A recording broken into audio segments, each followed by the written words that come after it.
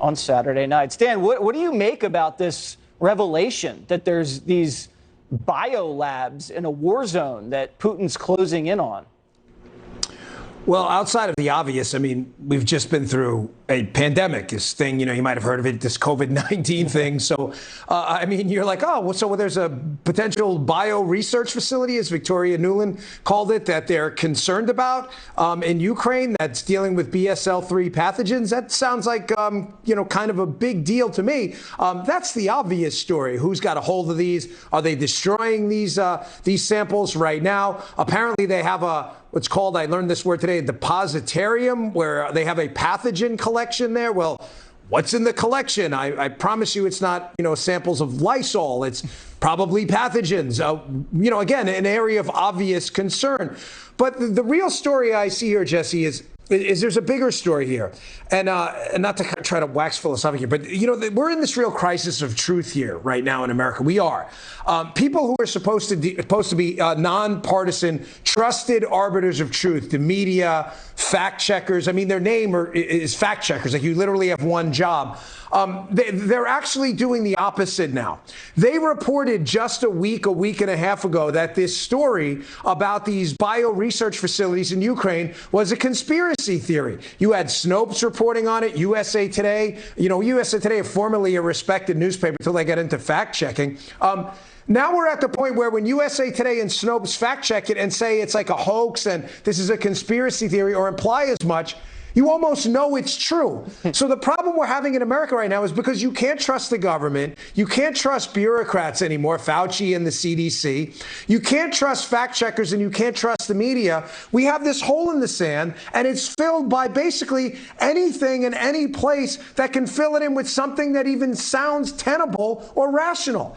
That's the problem. And the fact that the media, Jesse, doesn't understand this, and the fact-checking community and the leftist censorship community is so bizarre to me. They keep whining and griping and moaning like little kids, and you need to shut your mouth and look at what's going on. There's a misinformation crisis because you created it. People, think about this. My last point on this, right?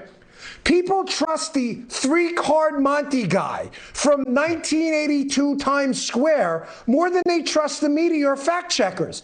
And then you don't sense that that's a problem? This story was real. Yet the fact checkers, who had no special access to information at all, came out last week and said, no.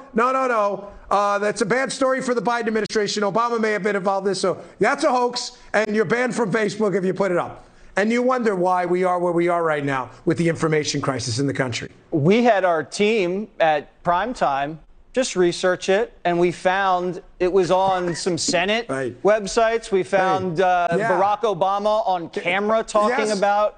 Hold on. I want to show you this. This took me 2 seconds. Yes. You and I, Jesse, we have a special internet just for me and you, right? This took me 2 seconds doing my show this morning. Here's my iPhone. Here's what the article. Washington Post, 2005. U.S. to aid Ukraine in countering bioweapons. That as long as it took me to type bioweapons Ukraine, that's the Washington Post, 2005. Yet the fact checker said it's a conspiracy theory. Here, right here. One lab to receive, they even has the name of the lab, the I. Menshikov Anti-Plague Scientific and Research Institute. Yeah, the USA Today, Snopes, big conspiracy theory. Like you said, all you had to do was go to the magic interweb, and you could have seen that this wasn't, in fact, a conspiracy theory. I know I don't get it wrong. One more quick thing. Folks, we deserve the truth here, okay? If there is a bioweapons facility in Ukraine, and we don't know that's what they were doing at all, but if there is, it doesn't make Vladimir Putin a saint. The guy's still a global terrorist. It doesn't change what he did. But it does change the risk calculus, does it not? And I think the American people shouldn't be lied to again. I think you should tell us the damn truth.